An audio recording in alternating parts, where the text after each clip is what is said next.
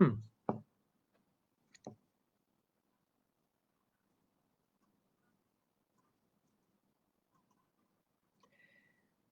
Assalamualaikum warahmatullahi wabarakatuh. Apa khabar semua? Sihat? Alhamdulillah.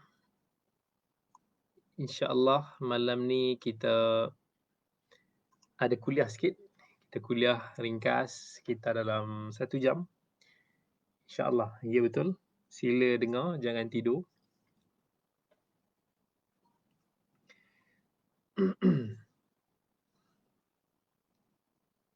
Okay, kita akan bermula sebentar sahaja lagi. Kita tunggu beberapa sahabat lain untuk masuk.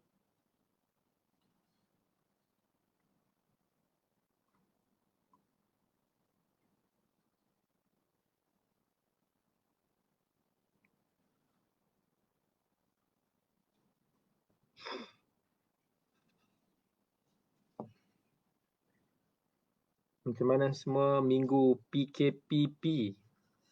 Kita dah masuk ke fasa baru. InsyaAllah, moga-moga semua baik-baik. Allah pelihara kita semua. Okey, insyaAllah pada malam ni tajuk kuliah kita pada malam ni adalah tentang dosa. Kita akan bicarakan tentang dosa besar, kita akan bicarakan tentang dosa kecil, balasan dan macam mana sikap kita sebagai seorang yang beriman. Baik, insyaAllah.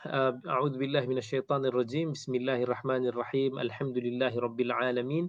Wassalatu wassalamu ala rasulihil amin. Nabiyyina Muhammadin sallallahu ala alihi wa ashabihi ajma'in. Rabbi syrah li sadri wa yassir li amri wahlul 'uqdatam min lisani yafqahu qawli, amma ba'd. Kita bersiaran pada malam ini di Facebook page Baitus Salam dan juga di live IG. InsyaAllah pada malam ini tajuk kita adalah tentang dosa, akibatnya dan perbahasan tentang dosa ini. Baik, antara ujian yang besar ataupun musibah yang menimpa kita umat Islam pada zaman ini adalah banyaknya dosa dan maksiat, ataupun kita kata maksiat yang begitu berleluasa, dan maksiat itu pula pelbagai jenis-jenisnya, kan? Kata Ibnul Qayyim rahimahullah, Ibnul Qayyim kata wa hadhil ma'asi laha adrarun 'alal qulub. Maksiat-maksiat yang kita lakukan ni sebenarnya dia boleh memberi mudarat kepada hati kita. Kadararis sumumi 'alal abdani 'ala ikhtilafi darajatiha fid darar. Macam dia kata macam racun yang boleh memberi mudarat kepada tubuh kita, dan mudarat racun itu ada pelbagai tahap. وهل في الدنيا والآخرة شرور وداء إلا سببه المعاصي والذنوب. Kata Ibn Qayyim rahimahullah, adakah ada lagi bahaya ataupun bala penyakit yang lebih dahsyat di dunia dan di akhirat melainkan puncanya adalah maksiat dan dosa yang kita lakukan? Apa yang telah mengeluarkan Nabi Adam dan isterinya Hawa daripada satu tempat yang penuh dengan kenikmatan, kelazatan, iaitu syurga, ke dunia ini yang penuh dengan kesedihan, yang penuh dengan kesengsaraan dan ujian? Ibn Qayyim kata, وَمَا الَّذِي أَخْرَجَ إِبْلِيسَ مِنْ مَلَكُوتِ السَّمَاءِ فَطَرَدَهُ وَلَعَنَهُ وَأَبْدَلَهُ بِالرَّحْمَةِ لَعْنًا وَبِالْإِيمَانِ كُفْرًا. Apa lagi yang telah mengeluarkan iblis, kan, daripada kekuasaan di langit, lalu iblis itu ditendang, dilaknat, dan digantikan rahmat itu menjadi laknat, digantikan iman itu kepada kufur. وَمَا الَّذِي أَغْرَقَ أَهْلَ الْأَرْضِ كُلَّهُمْ حَتَّى عَلَى الْمَاءِ فَوْقَ رُؤُوسِ الْجِبَالِ. Apa lagi yang telah menenggelamkan bumi ini sampai airnya naik melepasi puncak-puncak gunung, iaitu Ibn Qayyim mengingatkan kita tentang peristiwa azab yang berlaku pada kaum Nabi Nuh. وَمَا الَّذِي سَلَّطَ الرِّيحَ عَلَى قَوْمِ عَادٍ حَتَّى أَلْقَتْهُمْ مَوْتًا عَلَى وَجْهِ الْأَرْضِ كَأَنَّهُمْ أَعْجَازُ نَخْلٍ خَاوِيَةٍ. Apa lagi yang telah menyebabkan kaum Nabi Ad ini ditimpa oleh angin taufan sampai mereka ini tumbang, tercabut seolah-olah pokok-pokok yang lemah. وَمَا الَّذِي أَرْسَلَ عَلَى قَوْمِ ثَمُودٍ الصَّيْحَةَ حَتَّى قُطِعَتْ قُلُوبُهُمْ فِي أَجْوَافِهِمْ وَمَاتُوا عَنْ آخِرِهِمْ. Apalagi yang telah menyebabkan binasanya kaum Thamud, kan? وَمَا الَّذِي أَغْرَقَ فِرْعَوْنَ وَقَوْمَهُ ثُمَّ نَقَلَتْ أَرْوَاحَهُمْ إِلَى جَهَنَّمَ. Apalagi yang telah menenggelamkan Fir'aun dan kaumnya, lalu menghantar ataupun berpindahnya roh mereka ke neraka. Fal ajsadu lil gharq, walaupun tubuh mereka ini tenggelam di dalam lautan. Wal arwahu lil harq, sedangkan roh mereka itu pula dibakar di api neraka. Wa mal ladzi khasafa biqarun wa darahu wa malahu. Apa lagi yang telah menenggelamkan harta-harta, rumah-rumah, istana-istana Qarun? Jawapannya adalah maksiat dan dosa. Sebab tu kita jangan ambil mudah tentang dosa dan maksiat, sebab inilah yang telah menghancurkan umat-umat terdahulu, yang telah mengazab umat-umat terdahulu yang ingkar, yang sering melakukan maksiat. Allah sebut dalam surah Al-Ankabut, فَكُلًّا أَخَذْنَا بِذَنْبِهِ فَمِنْهُمْ مَنْ أَرْسَلْنَا عَلَيْهِ حَاصِبًا وَمِنْهُمْ مَنْ أَخَذَتْهُ الصَّيْحَةُ وَمِنْهُمْ مَنْ خَسَفْنَا بِهِ الْأَرْضَ وَمِنْهُمْ مَنْ أَغْرَقْنَا وَمَا كَانَ اللَّهُ لِيَظْلِمَهُمْ وَلَكِنْ كَانُوا أَنفُسَهُمْ يَظْلِمُونَ. Allah kata, maka masing-masing kami binasakan dengan sebab dosanya, iaitu di antaranya ada yang kami hantarkan angin ribut menghujani dengan batu, dan ada yang dibinasakan dengan letusan suara yang menggemparkan bumi, dan ada yang kami timbuskan dia di bumi, dan ada pula yang kami tenggelamkan di lautan. Dan ingatlah, Allah tidak sesekali menganiaya mereka, akan tetapi merekalah yang menganiaya diri mereka sendiri. Dan dosa-dosa ini dia bukan satu jenis. Dia ada dosa yang dipanggil sebagai al-kabair ataupun dosa yang besar, dan ada yang dipanggil sebagai as-saghair, iaitu dosa-dosa kecil. Yang mana dalam Quran dan Sunnah sendiri ada menyebutkan tentang dosa besar, dosa kecil ini. Misalnya dalam Quran Allah sebut, in tajtanibu kaba'ira ma tunhauna anhu nukaffir ankum sayyi'atikum wa nudkhilkum mudkhalan karima. Allah kata, selagi mana kamu menjauhi dosa-dosa besar yang ditegah kepada kamu, maka kami akan hapuskan kesalahan-kesalahan kamu, dan kami akan masukkan kamu dalam tempat yang baik. Dan Allah kata lagi dalam surah An-Najm, alladzina yajtanibuna kaba'iral ithmi wal fawahisha illa al-lamam, iaitu orang-orang yang menjauhi dosa-dosa besar serta perbuatan-perbuatan yang keji, kecuali salah silap yang kecil-kecil yang mereka terlanjur melakukannya, maka itu dimaafkan. Ini Allah tegaskan, maksudnya dalam Quran sendiri Allah sebut ada dosa besar dan ada dosa kecil. Dalam hadis sendiri, umpamanya dalam hadis Bukhari dan Muslim, Ibnu Mas'ud radhiyallahu anhu dia pernah tanya kepada Nabi sallallahu alaihi wasallam, ayu dzambi a'zamu indallah, apa dosa yang paling besar di sisi Allah? Nabi SAW kata, an taj'ala lillahi niddan wa huwa khalaqak, iaitu dosa yang paling besar sekali, iaitu dosa kita mensyirikkan Allah sedangkan Allah yang telah menciptakan kita, kan?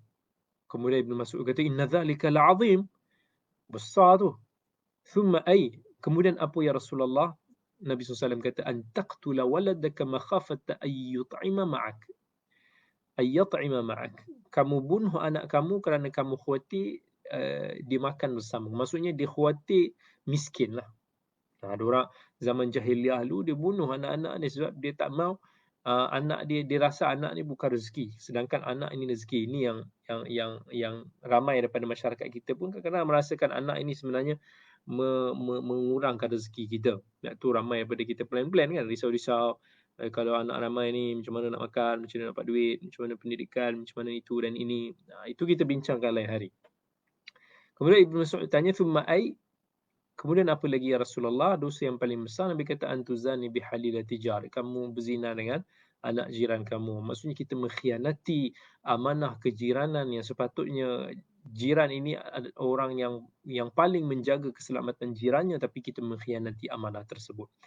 Ada manusia yang ambil mudah tentang dosa-dosa dan maksiat, kan, sampai dia kata selagi aku buat pahala, aku solat, aku zakat, aku haji, buat rukun-rukun Islam ni semua, dosa ni tak ada apalah sangat. Allah Ghafurur Rahim. Allah ni Maha Pengampun lagi Maha Penyayang. Ini ada ramai orang ambil mudah macam ni. Wa hadzal kalam laisa bisahih. Sebenarnya kata-kata ini tak betul. Ya betul, Allah itu, jangan kita lupa, memang Allah itu Ghafurur Rahim. Allah itu Maha Pengampun lagi Maha Pengasih. Tapi jangan lupa, innallaha syadidul iqab. Allah juga maha ngeri dan pedih balasan dia. So kita jangan ambil satu nafs al-wa'd, kita tinggalkan al-wa'id. Okay. Kita kena ingat Allah tu Maha Pengampun, ya, tetapi jangan lupa Allah juga Maha Pedih seksa dia bagi orang-orang yang ingkar, bagi orang-orang yang melawan arahannya. Allah kata i'lamu annallaha syadidul iqab wa annallaha ghafurur rahim. Allah himpunkan dalam ayat Al-Maidah ni, very cantik. Allah kata ketahuilah bahawa sesungguhnya Allah itu maha berat dia punya seksaannya, dan Allah itu juga Maha Pengampun lagi Maha Pengasih. Ya, Allah dalam suratul Hajr, Allah sebut lagi, nabbi ibadi anni anal ghafurur rahim wa anna adhabi huwal adhabul alim. Allah kata bagi tahu kepada hamba-hamba aku semua ni bahawa aku ini sesungguhnya Maha Pengampun lagi Maha Pengasih, tetapi aku juga Maha Pedih azab aku. So kena remember, jangan ingat, jangan putus asa daripada rahmat Allah, pada masa sama jangan ambil mudah dengan rahmat Allah. Dan Allah ingatkan lagi supaya kita menjauhi daripada maksiat. Umpamanya Allah kata falyahdharil ladzina yukhalifuna an amrihi an tusibahum fitnatun aw yusibahum adzabun alim. Dan berhati-hatilah, hindarilah daripada menyelisihi perintah daripada nabimu supaya kalian tidak ditimpakan dengan fitnah ataupun azab yang pedih. Kan? Allah mengancam orang-orang yang mengambil mudah tentang dosa. Allah kata wa tahsabunahu hayyinan wa huwa 'indallahi 'azim. Janganlah kamu menyangka sebahagian dosa itu sebagai ringan, sedangkan ianya begitu besar di sisi Allah Azza wa Jalla. Al-Imam Ahmad dalam musnadnya disebut tentang sebuah hadis daripada Sahal bin Sa'ad, Nabi SAW pesan, iyyakum wa muhaqqaratidz dzunub. Nabi ingat, Nabi kata, iyyakum wa muhaqqaratidz dzunub. Jauhilah daripada dosa-dosa yang diremehkan. Ramai daripada kita ambil mudah dan meremehkan dosa-dosa kita. Nabi kata, fa innama mathalu muhaqqaratidz dzunubi ka qaumin nazalu fi batni wadin faja'a dha bi'udin wa ja'a dha bi'udin hatta andaju khubzatahum. Wa inna muhaqqaratidz dzunubi mata yu'khadh biha sahibuha tuhliku. Nabi kata, jauhilah daripada dosa-dosa yang diremehkan. Sesungguhnya perumpamaan dosa-dosa kecil yang diremehkan itu seperti suatu kaum yang singgah di suatu lembah, lalu ada seorang datang dibawa satu kayu bakar, dan yang lain juga demikian, sampai mereka kumpulkan banyak-banyak kayu bakar yang dianggap boleh masak ataupun kira bakarlah roti mereka. Kan, sesungguhnya dosa yang kecil yang diremehkan itu bila pelakunya dibalas, maka mereka akan menghancurkan. So, kayu api kalau dibakar api lagi kecil, kayu itu lagi sikit lagi kecil lah api dia. Tapi bila kita banyak kumpul, lama-lama dia akan jadi api dia tu makin besar dan dia boleh membakar diri kita. So dalam hadis ini bila Nabi kata muhaqqaratiz dzunub, iaitu amalan diremehkan ni, dia bolehlah kita kata ada few makna. Yang pertama, apa yang kita lakukan daripada dosa ini, kita rasakan benda tu kecil tapi sebenarnya besar. Ada dosa yang, alah benda ni, alah relax brother, alah benda ni pun nak kecoh, tak ada apa kot, benda relax, benda biasa semua orang buat. Benda itu sebenarnya dosa tu besar, tetapi kita rasakan benda tu kecil. Itu antara makna muhaqqaratiz dzunub, dosa yang diremehkan. Yang kedua, dosa kecil yang kita ni selalu buat dan kita tak peduli pun sangat, kita tak bertaubat pun daripadanya, lalu diterhimpun banyak dosa-dosa kecil itu sampai dia jadi besar. Benda sikit, kalau jadi banyak pun, kecil pun dia akan penuh. Sebagai satu contoh kan, saya tunjuk ni. Ini apa? Ini kacang. Ini kacang. Kacang ni kecil ni. Sebelum dia kacang ni sikit ni, kacang ni penuh. Kalau kita letak berapa biji, kita tak nampak benda ni sikit. Tapi bila kecil-kecil sikit, boleh jadi penuh ni. Boleh jadi penuh. Tapi dosa kecil tu kalau kita boleh hapuskannya dengan amal soleh kita, dengan istighfar, dengan ada lagi amalan-amalan yang lain, maka lama-lama dia akan macam kita makan kacang ni, lama-lama dia tinggal sikit. So benda kecil jangan kita kumpul dia jadi besar. Okay. Yang ketiga juga muhaqqaratiz dzunub ni dia boleh jadi dosa kecil yang kita lakukan. Walaupun dia satu dosa kecil tapi dia boleh membawa kita ke arah dosa besar. Yang ni jangan ambil mudah juga. Seperti contoh Allah kata kat kita, Allah suruh kita perintahkan kita untuk nak menjaga mata kita. Kita jaga mata kita, tapi mata kita ni manalah boleh nak jaga sepenuhnya kan.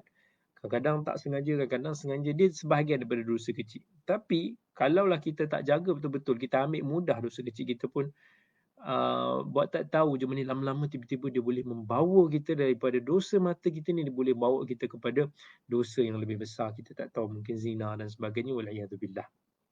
Okay. Dalam hadis riwayat Al-Bukhari rahimahullah, menerusi hadis Anas radhiyallahu an, Nabi sallallahu alaihi wasallam dia kata, innakum la ta'maluna a'malan hiya adaq fi a'yunikum min asy-sya'r. Kalian ni satu hari nanti akan melakukan satu amalan yang mana kamu merasakan benda tu lebih halus di mata kamu ni, lebih halus daripada rambut kita ni. Rambut kita rasa dah halus, maksudnya kita rasa benda tu nothing. In kunna lana'uddaha ala ahdi Rasulillah sallallahu alaihi wasallam min al-mubiqat. Anas kata, dosa yang kamu anggap satu hari nanti ni terlampau kecil, tak ada apa, sesungguhnya kami para sahabat Nabi sallallahu alaihi wasallam merasakannya seperti dosa besar.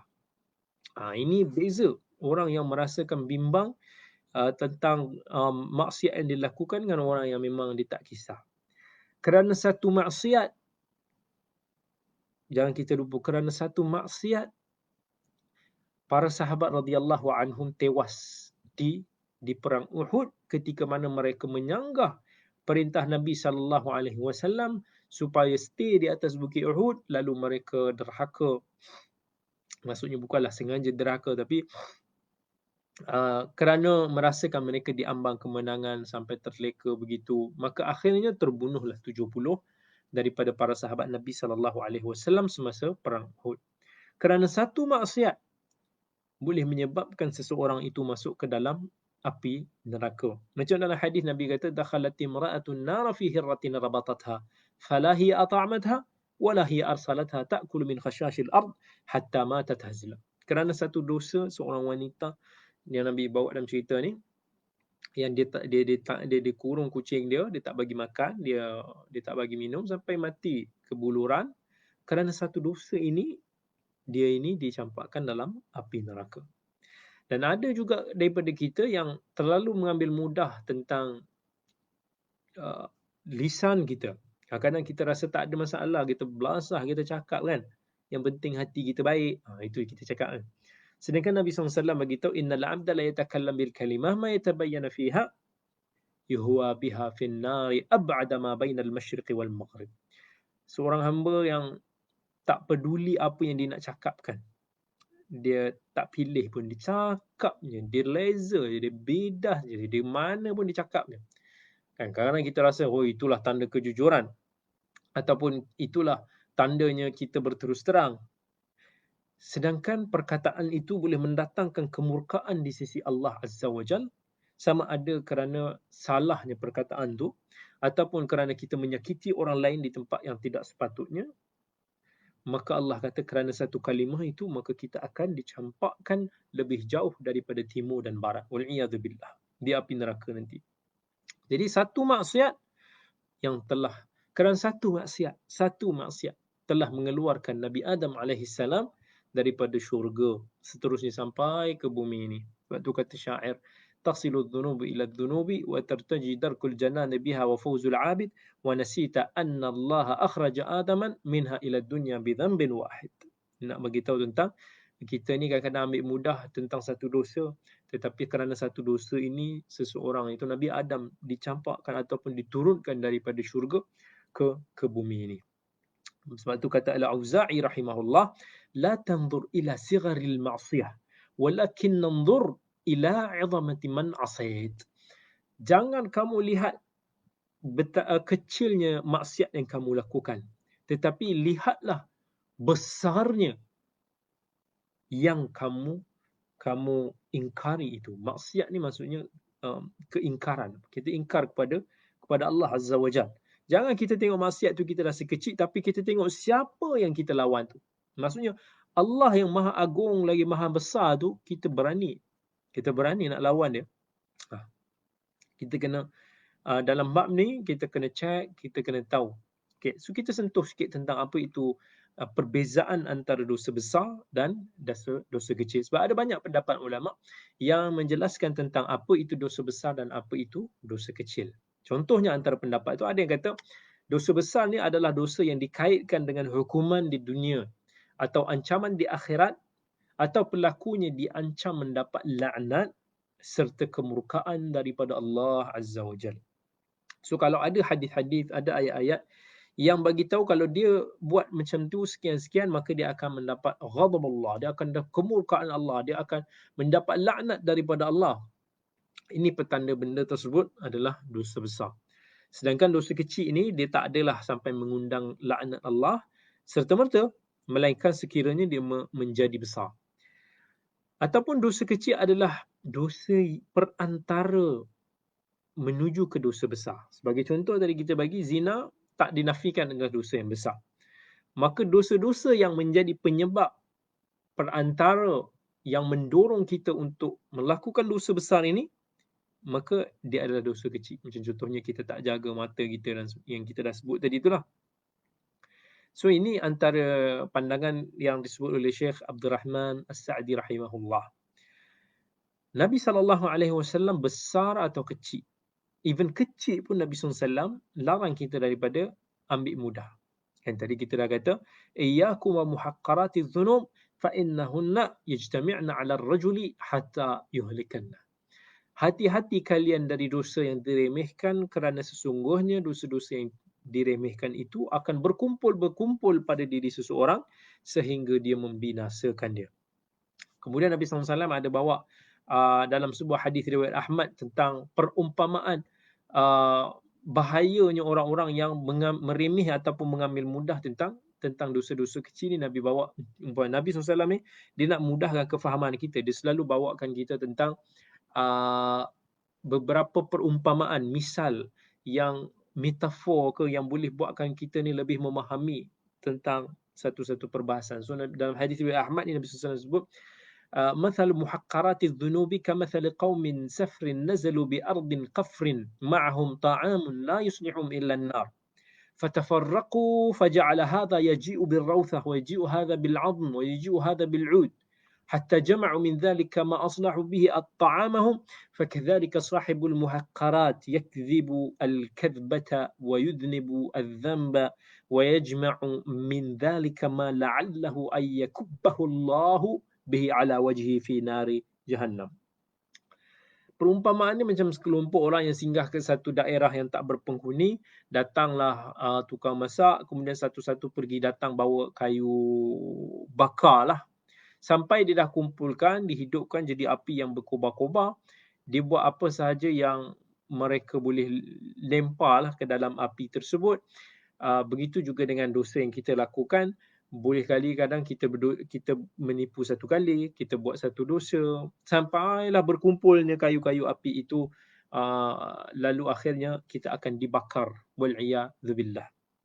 Jadi dosa besar, dosa kecil pun sebenarnya dia boleh menjadi dosa besar. Kan? Ibn Qayyim rahimahullah dinukilkan kata-kata daripada Al-Fudail bin Iyad. Kan? Al-Fudail bin Iyad ni seorang salih yang ulama pada orang salih yang hidup pada kurun kedua hijrah dulu. Katanya biqadri ma yasghuru adh-dhanbi 'indaka ya'zum 'inda Allah. Semakin kecilnya kadar satu dosa di mata kamu, maka semakin besar kadar dosa tersebut menurut Allah, dan semakin besar dosa itu di mata kamu, maka semakin kecil kadar dosa tersebut menurut Allah. So apa yang dikatakan oleh Al-Fudail bin Iyad ni ada betulnya, dan dia telah menjelaskan kepada kita bahawa dosa kecil kadang-kadang dosanya boleh menjadi besar. Yang menjadi sebab adalah kerana dosa kecil itu kita ambil mudah. Selain itu dosa kecil yang yang boleh jadi besar kalau kita terus menerus lakukan. Ibn Abbas radhiyallahu anhu kata wala saghirah ma'a israr. Tak ada dosa kecil jika dia terus menerus. Maksudnya dosa-dosa kecil boleh jadi besar dengan sebab kita berterusan kita lakukan. So kalau kita lakukan, lama-lama dia akan jadi besar. Dan jangan kita lupa juga, dosa ini dia boleh merosakkan hati kita. Antara alasan kenapa kita sebenarnya tak boleh nak ambil mudah dosa kecil ni adalah sebab hati kita ni lama-lama boleh hitam, boleh kotor dengan dosa kecil yang kita terus-terus melakukan. Dalam hadis Nabi SAW, Nabi kata, sesungguhnya orang yang beriman itu, ketika dia buat dosa kecil maupun besar, di hatinya akan ada noda hitam. Jika dia bertaubat daripada dosa yang dia buat tu dan minta ampun daripada Allah, hatinya akan bersih balik. Tapi jika dia tambah dosa tersebut, noda hitam tersebut, titik hitam tersebut akan semakin bertambah sampai menutupi hatinya. Inilah yang Allah kata dalam surah Al-Mutaffifin, kalla bal rana ala qulubihim ma kanu yaksibun. Dalam surah Al-Mutaffifin ayat 14, Allah kata sesekali tidak demikian, bahkan mata hati mereka itu telah diselaputi oleh kekotoran dosa dengan sebab perbuatan kufur ataupun maksiat yang dilakukan. Maksud ini dalam ayat surah Al-Mutaffifin itu dijelaskan bahawa dosa kita ni sebenarnya dia boleh mengotorkan hati kita. Jadi orang yang beriman, dia akan sentiasa khawatir dan bimbang dengan dosa yang dilakukan, walaupun dosa tersebut kecil. Pertamanya kerana dia merasakan bahawa Allah Azza wa Jal akan menghitung, menghisab hamba-hambanya segala dosa yang dilakukan, baik sekecil zarah sekalipun ataupun dosa besar. Yang keduanya, orang yang beriman, dia melihat kepada besarnya pihak yang dia diingkar itu, iaitu Allah Azza wa Jal. Yang ketiga, orang yang beriman ni dia merasakan even dosa kecil ini juga besar di sisi Allah. Dia ada perasaan ekstra, perasaan berhati-hati sedemikian. Dan orang yang beriman ni juga yang keempat, dia merasakan bahawa dosa yang dilakukan dia boleh mengundang kemurkaan Allah dan dia tak mau mengundang kemurkaan Allah. Dan orang yang beriman ni juga, walaupun dosa tersebut kecil dilakukan, tetapi dia tetap risau kerana dosa tersebut dia akan dicampak dalam api neraka, wal'iyadzubillah. Dan orang yang beriman, dia risau mati dalam keadaan dia sedang melakukan maksiat. Dan orang yang beriman ni juga, dia tak mau hati dia dihitamkan oleh dosa-dosa, walaupun dosa kecil. Kerana dosa yang diambil remeh ini boleh jadi menjebakkan dia ke dalam dosa yang lebih dahsyat.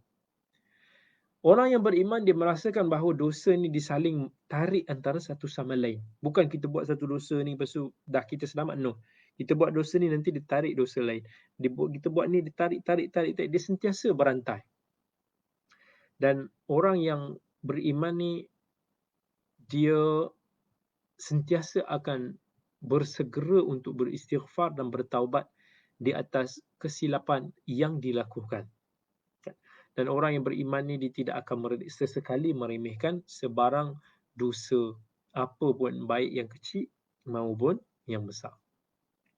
Jadi maksiat ni dia ada banyak. Bila dia ada banyak, maka kita panggil uqubat dia, ataupun dia punya balasan dia juga banyak.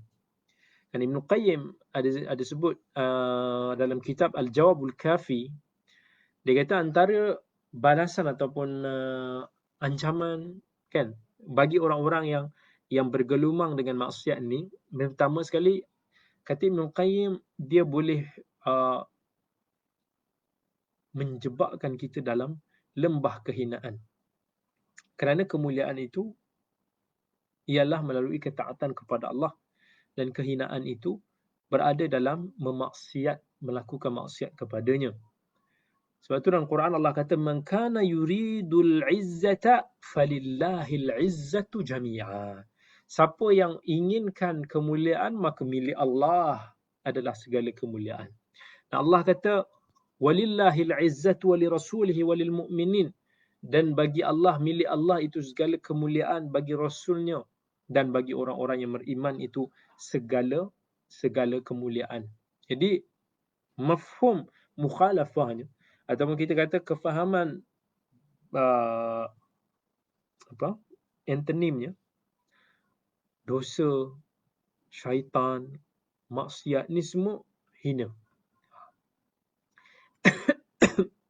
Dalam hadis riwayat Ahmad, Nabi SAW ada sebut hadis Ibnu Umar yang berkata tentang waja'ala adh-dhull was-sighar 'ala man khalafa amri. Allah jadikan waju'ila adh-dhull, maksudnya dijadikan kehinaan itu buat mereka yang menyanggah perintah daripada aku. Dan Imam Ahmad sendiri yang meriwayatkan hadis ini, dia selalu berdoa, dia kata Allahumma a'izna bit-ta'ah wa la tudhilna bil-ma'siyah. Ya Allah, muliakanlah kami dengan ketaatan dan janganlah engkau hinakan kami dengan maksiat. Even kalau ada yang bertanya, Ustaz, nisbah satu dosa satu istighfar berapa? Dia tak ada satu nisbah satu istighfar, tapi kita istighfar sebanyak mungkin yang kita lakukan. Bila bertanya tentang tu,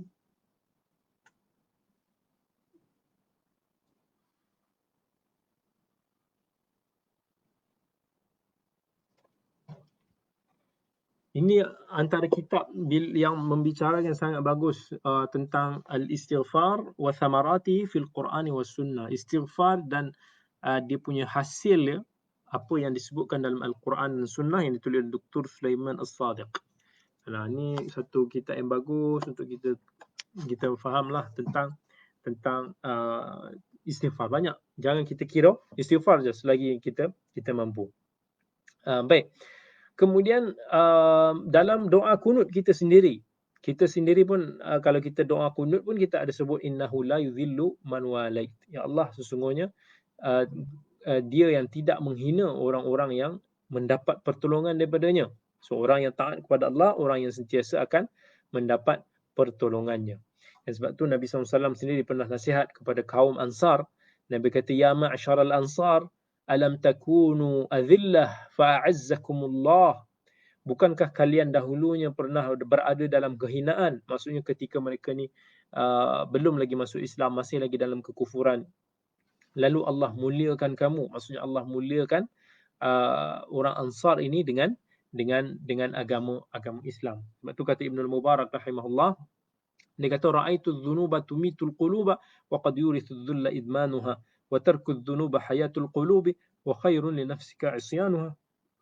Dia kata aku melihat banyak dosa-dosa yang telah mematikan hati-hati manusia, yang telah menyebabkan mereka ini dalam lembah kehinaan. Meninggalkan dosa ini boleh menghidupkan hati. Itu lebih baik bagi kamu daripada kamu melakukan maksiat. Kemudian antara uqubat yang kedua yang disebutkan Ibn Qayyim rahimahullah, dia akan menyebabkan antara kita dengan Allah ini akan berlaku satu renggang yang besar. Orang yang mendekati Allah, menghampiri Allah, ialah mereka yang selalu berada dalam ketaatan. Sedangkan orang yang mengingkari Allah ni, dia akan meletakkan benting lah. Kita kata semakin lama semakin menjauhi daripada Allah Azza wa Jal. Kerana itu dalam kita tengok dalam surah Taha, Allah kata wa man a'rada 'an dhikri fa inna lahu ma'ishatan dhanka wa nahsyuruhu yawmal qiyamati a'ma qala rabbi lima hasyartani a'ma wa qad kuntu basira qala kadzalika atatka ayatuna fanasitaha wa kadzalika al-yawma tunsa. Siapa yang berpaling daripada aku, mengingati aku, ayat-ayat aku, maka mereka akan hidup dalam keadaan yang kelam dan mereka dihimpunkan, dibangkitkan di akhirat kelak dalam keadaan yang buta. Lalu mereka berkata, kenapa engkau membangkitkan aku dalam keadaan yang buta sedangkan di dunia aku dalam keadaan yang celik. Allah kata lagi, man amila salihan min dzakarin aw untha wa huwa mu'min falanuhyiyannahu hayatan thayyibah. Siapa yang melakukan amal saleh baik daripada lelaki ataupun perempuan dan dia seorang yang mukmin, maka kami akan kurniakan dia dengan kehidupan yang baik. Macam mana, ada yang bertanya macam mana kita nak hidupkan hati yang telah mati? Nak hidupkan hati yang telah mati ialah kita kena selalu dekat dengan Allah. Sebab Allah kata alladzina amanu wa tatma'innu qulubuhum bidzikrillah ala bidzikrillah tatma'innul qulub. Allah kata orang yang beriman dan orang yang lapang hati dia ini orang yang sentiasa mengingati Allah, dan bukankah mengingati Allah itu hati akan menjadi tenang. Maksudnya kita akan sentiasa, bila kita semakin dekat dengan Allah, Allah akan kurniakan kita sifat redha, qanaah, sabar, syukur. Sifat-sifat inilah yang akan membuatkan hati kita akan sentiasa hidup. Kita akan jadi kaya jiwa. Orang yang kaya jiwa ni, dia adalah orang kaya yang sebenar. Satu Nabi SAW bagi tahu, laisal ghina an kathratil arad, walakinnal ghina ghinan nafs. Bukanlah kekayaan itu dengan banyaknya harta yang kita ada, tetapi kaya yang sebenar itu adalah kaya jiwa. Dan jiwa itu di mana tempat dia? Dalam jantung hati kita. Baik. Kita sambung sikit lagi, iaitu Ibn Qayyim rahimahullah disebut lagi antara akibat daripada kita banyak melakukan dosa, Allah akan taba'allahu ala qulubihim fakana minal ghafilin. Maksudnya Allah akan cop hati kita ni sebagai orang-orang yang leka. Kita akan kita lama-lama macam kita dah tak pedulilah soal halal haram. Kita akan buat itu yang akan menyebabkan lama-lama kita makin menjauhi daripada rahmat Allah. Itulah yang maksud daripada ayat yang kita baca dari surah Mutaffifin tadi, kalla bal ghana ala qulubihim ma kanu yaksibun. Dan ingat, kita bagi tahu daripada satu titik itu lama-lama dia akan tutup hati kita, lama-lama hati kita itu akan jadi hitam. Dan orang yang beriman ni, kenapa dia merasakan, dia tetap risau kepada dosa dia, walaupun dosa itu mungkin adalah dosa yang kecil. Okay. Kalau kita ingat tentang sebuah hadis Nabi SAW, Nabi SAW ada sebut dalam sebuah hadis, innal mu'mina yara dhunubahu ka'annahu qa'idun tahta jabalin yakhafu an yaqa'a alayh. Wa innal fajir yara dhunubahu kadhubabin marra ala anfihi faqala bihi hakadha. Maksudnya Nabi SAW nak buat satu perumpamaan. Nabi SAW suka bagi perumpamaan, nak bagi orang faham. Dia kata perumpamaan orang yang betul-betul beriman ni, dia orang yang seolah-olah dia duduk di pinggiran bukit, kan? Dan dia sentiasa rasa risau, tiba-tiba ada batu jatuh atas kepala dia.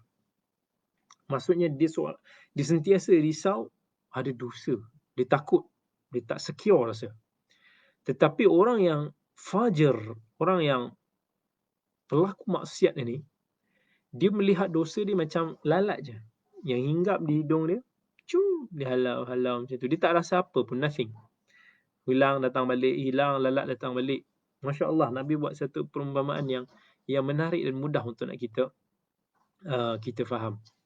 Nabi SAW kata, lillahi afrahu, ataupun lallahi afrahu bi taubati abdihi min rajulin nazala manzilan wa bihi muhlik. Allah suka dengan taubat yang kita lakukan. So jangan segan, jangan malu untuk nak beristighfar ataupun bertaubat walaupun dosa yang kita lakukan tu berulang kali, sebab syaitan dia sentiasa akan membisikkan was-was kepada kita supaya kita tak bertaubat. Bila kita tak bertaubat, kita dalam dosa, dan bila kita dosa, kita akan sentiasa jauh daripada rahmat Allah Azza wa Jal. Ini kata Tabari, ini sifat orang-orang yang beriman, dan orang yang beriman ni dia sentiasa berasa terlampau risau dengan dosa dan balasan daripada Allah Azza wa Jal, sebab dia tahu dosa itu benar, dan dia tahu juga pengampunan Allah itu benar. Jadi dia akan sentiasa untuk nak merasakan dosa itu hampir, dan dia sentiasa akan bertaubat dengan Allah Azza wa Jalla. Tapi sedangkan orang yang pelaku maksiat ni, dia jauh daripada Allah sebab dia tak kenal Allah. Dia tak kenal Allah, maka dia kurang takut kepada Allah, dan dia ambil mudah tentang maksiat yang dia lakukan. Kan? Kita ambil satu kisah. Ni ada satu kisah macam mana sahabat Nabi SAW ni dia begitu warak lah, kita nak kata, sampai dirasakan begitu takut kalau ada sebarang dosa kesilapan yang dilakukan. Anas dicerita bila turunnya ayat ya ayyuhalladzina amanu la tarfa'u aswatakum fawqa sautin nabi. Dalam surah Hujurat ayat 2 Allah kata, wahai orang yang beriman, janganlah kalian naikkan suara kamu lebih tinggi daripada suara Nabi sallallahu alaihi wasallam. Thabit bin Qais, seorang sahabat Nabi, bila dia dengar ayat ni, sampai dia takut, dia risau, sampai dia kata, ana min ahlin nar, ana min ahlin nar, ana min ahlin nar. Ya Allah, aku ini daripada penghuni neraka, aku ni penghuni neraka. Dia risau sangat. Sampai dia lama juga tak muncul lah. Sampai Nabi SAW perasan. Jadi Nabi tanya pada Sa'ad bin Mu'adh. Sa'ad bin Mu'adh ni jiran dia. Dia kata, ya Aba Amr, ma sya'nu Thabit ashtaka? Apa cerita jiran kamu Thabit ni? Dia sakit ke? Sa'ad kata, innahu lajari wa ma alimtu lahu bisyakwa. Dia ni jiran aku dan aku tak tahu pula dia sakit ke. Tak benar dia mengadu pun. Kemudian Sa'ad bin Mu'adh, jiran ni pun datang kepada Thabit. Jadi dia kata, dia sampaikan pesan, dia kata apa yang Nabi SAW tanya, Nabi cari engkau ya Thabit. Thabit pun balas, dia kata, unzilat hadhil ayah. Ayat ini turun. Walaqad alimtum anni min arfa'ikum sawtan ala Rasulillah sallallahu alaihi wasallam fa ana min ahli an-nar. Dia kata, kamu tahu tak ayat tadi tu, ya ayyuhalladzina amanu la tarfa'u aswatakum fawqa sawtin nabi, ayat tentang bila turun ni, kamu pun tahu suara aku ni yang paling kuat sekali, paling lantang. Ada manusia ni memang suara dia ni kuat, dia cakap slow pun dia kuat. Contohnya macam orang Mesir. Orang Mesir ni kalau kita cakap dengan dia macam nak bergaduh je. Tak tahu itu dia sengaja naikkan ke apa, tapi suara dia pun memang kuat. Kalau kaum Mesir ni cakap ni, macam kita dengar macam dia pun nak berbalah je. Tapi itulah gaya dia, style dia. Dia cakap tu macam nak, tapi dia bukan maksud untuk nak kurang ajar ataupun biadab dan sebagainya, tak. Tapi nature, habit dia. Ada manusia suara dia halus je, slow je, cakap dunduk gitu kan. So beza. Tapi Thabit ni jenis orang yang lantang, macam suara dia kuat. Jadi dia risau, dia termasuk dalam ayat ni. So dia rasa dia ahli neraka. Jadi Sa'ad pun pergilah bagi tahu kat Nabi SAW apa yang Thabit kata. Nabi SAW pun dia senyum lah. Dia dengar macam, oh Masya Allah, sahabat dia sampai ke situ. Jadi dia kata, bal huwa min ahlil jannah. Thabit bin Qais ni salah seorang yang daripada penghuni syurga. So sebenarnya sahabat Nabi SAW yang mendapat janji syurganya sebenarnya bukan 10, sebenarnya lebih daripada 10. Yang masyhur yang kita tahu 10 tu lah. Tetapi ada daripada certain situation yang Nabi SAW persaksikan mereka ini sebagai penghuni syurga, dan jumlah mereka ni lebih daripada 10. So sangat menarik kalau ada siapa-siapa yang boleh kumpulkan tentang sahabat-sahabat Nabi yang lain yang juga dijamin masuk syurga. Ini contoh betapa warak dan betapa takwa sahabat Nabi SAW, walaupun dosa itu kecil dan tak ada apa, tapi dia rasa benda tu begitu besar sekali. Kan? Ada juga sampai satu kes yang over. Ada sampai satu kes Kahmas seorang yang saleh ni, dia kata, ya wahai Abu Salamah, aku dah buat satu dosa yang mana aku sampai 40 tahun aku menangis. So dia tanya, apa benda dosa yang kau lakukan tu sampai 40 tahun kau nangis, menyesal macam kau dah terbunuh orang je kan. Dia kata satu hari ada seorang tu dia ziarah aku, dan aku belikan kepada dia ikan kan. Lalu bila dia makan, aku pun pergi ke ke toilet lah macam tu, milik jiran aku. Dan aku pun ambil sikit daripada tanah. Daripada tanah tu aku basuh tangan. Bagi tangan air basuhan lah. Kerana itu dia menangis sampai 40 tahun. Tapi ini melampau sangat. Sampai ke tahap tu bukanlah tahap milik, kata totally milik orang tu, tanah tu tak ada isu pun. So bukanlah sampai ke tahap tu lah. Ini kadang-kadang sama orang dia begitu risau sangat dalam bab ni. Tak apa, kita hormat dalam bab tersebut.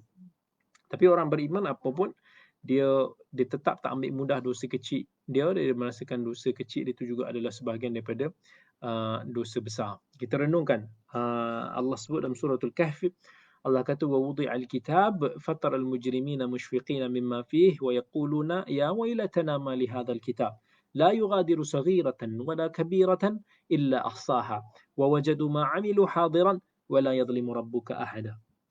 Allah kata dan kitab-kitab amal juga tetap akan dibentangkan. Maka engkau akan melihat orang-orang yang berdosa itu, mereka berasa takut akan apa yang tersurat di dalamnya. Dan mereka akan berkata, aduhai binasalah kami, mengapa kitab ini, itu catatan amal kita, demikian keadaannya.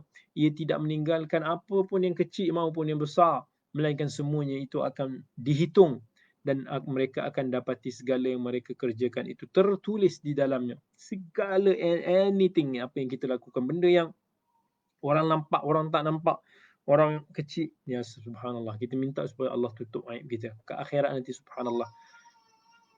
Allahumma astur auratna. Dan Allah kata dalam Quran, "Faman ya'mal mithqala dzarratin khairan yarah wa man ya'mal mithqala dzarratin syarran yarah." Apa sahaja yang kamu lakukan sekecil zarah itu pun, yang baik yang jahat semua Allah nampak. So jangan buat main lah.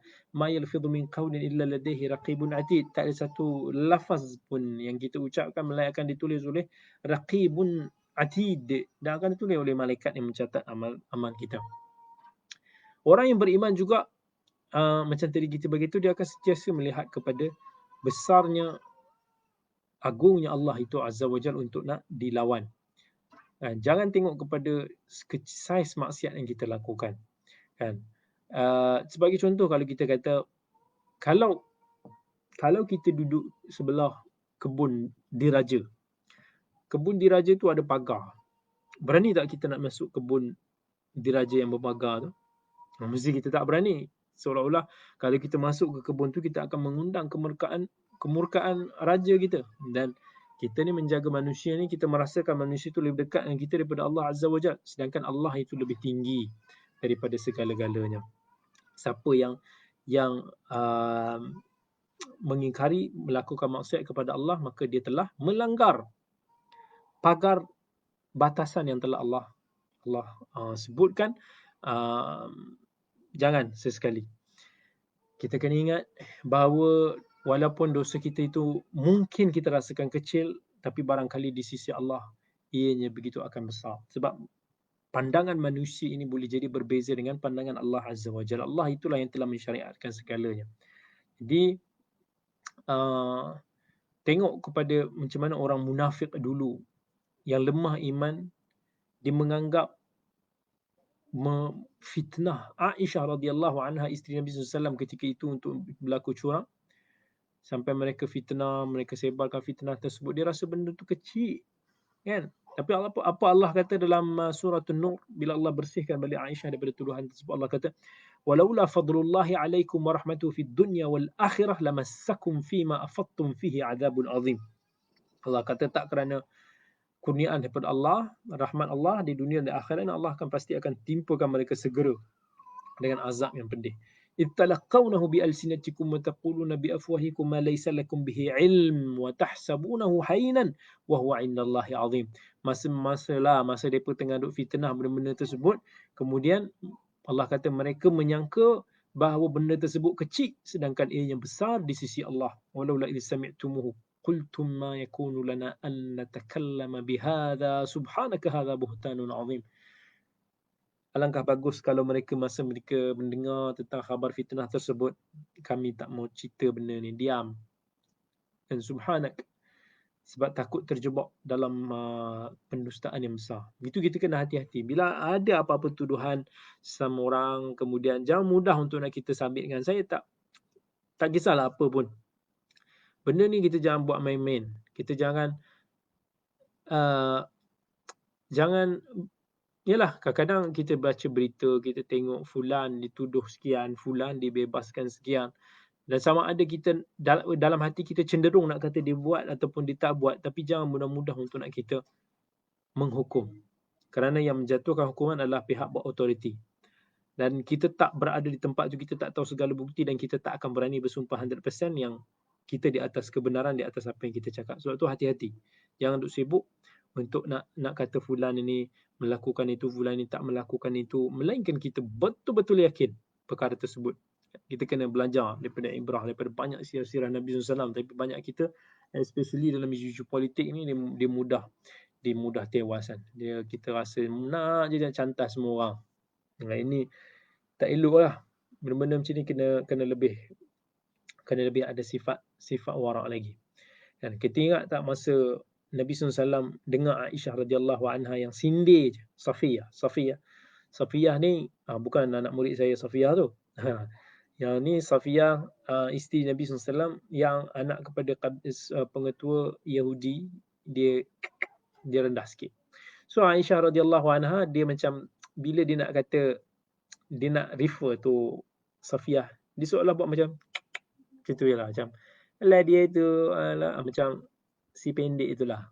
Dia tak sebut, tapi dia buat gaya macam tu. Nabi kata apa? Laqad qulti kalimah law muzijat bima'il bahri lamazajathu. Maksudnya dahsyat kamu punya ayat ni.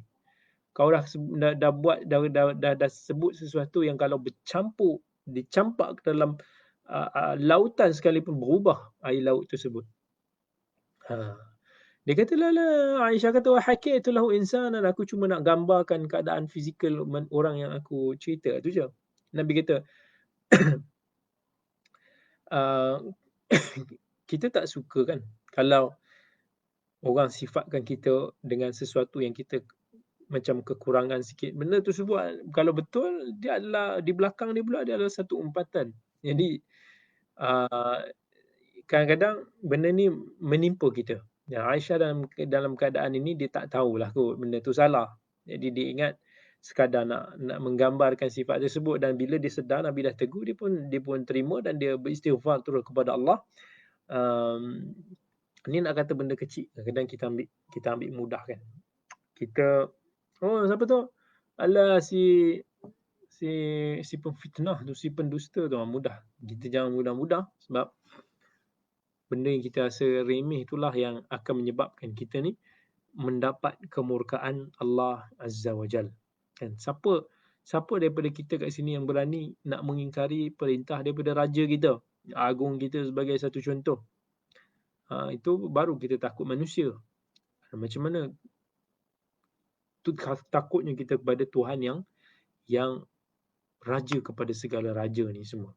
Wa may yata'adda hududallah fa ulaika humuz zalimun. Siapa yang melanggar hudud Allah, batasan yang Allah telah bataskan kepada kita, maka mereka itu adalah orang-orang yang zalim. Dan Allah kata dalam ayat lain, wa man yata'adda hududallahi faqad zalama nafsah. Siapa yang melampaui batasan Allah ini, mereka ini telah menzalimi diri mereka itu sendiri. Dan kadang-kadang dosa kecil yang kita lakukan inilah yang boleh memasukkan kita ke dalam api neraka. Macam kita dah cerita kisah iblis tadi, yang kerana satu dosa yang dia ambil mudah, mengakibatkan dia sesat selama-lamanya dan menjadi ahli neraka. Orang yang beriman ni, dia risau sampai dia rasakan dosa yang dilakukan tu seolah-olah macam susah nak mendapat pengampunan, kan?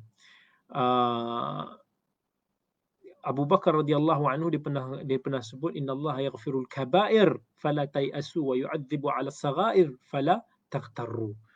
Allah ini akan mengampunkan dosa-dosa yang besar, so janganlah kamu berputus asa. Maksudnya jangan putus asa nak bertaubat. Wa yu'adzib 'ala as-saghair, dan juga Allah akan mengazab dosa-dosa kecil ni, maka janganlah kamu terpedaya. Jangan kamu terpedaya, ingat dosa kecil ni tak ada apa. So ini kita kena ingat, segala dosa akan dihisap oleh Allah, baik dosa kecil ataupun besar. Dan kita kena ingat, adakah kita nak sanggup, kita imagine bila kita nak buat satu dosa maksiat tu, adakah kita kalau mati dalam keadaan tu kita redha ataupun tak? Contoh kan, mungkin orang merasakan merokok ni bukan dosa besar kan. Ramai orang anggap benda ni remeh, tak ada apa. Tapi bagi perokok tu, adakah dia sanggup mati dalam ketika mana dia sedang merokok? Sanggup tak dia mati dalam keadaan tersebut? Sanggup tak kita mati dalam keadaan kita tengah buat benda-benda yang lara, kita tengah benda-benda macam tu kan. Kadang ada orang ajak macam ada orang ajak. Saya ingat dulu ada orang cakap, mak saya dia kata, mak jom pergi tengok wayang. Tapi mak saya kata, macam mana kalau mak mati dalam tu? Soalan dia tak mau ajak dah. Itu dia punya implikasi dia. Takut kan. Sufyan Ats-Tsauri rahimahullah, dia menangis. Pernah dia menangis sepanjang malam. Bila subuh, orang tanya kat dia, kamu menangis sebab kamu takut dosa ke?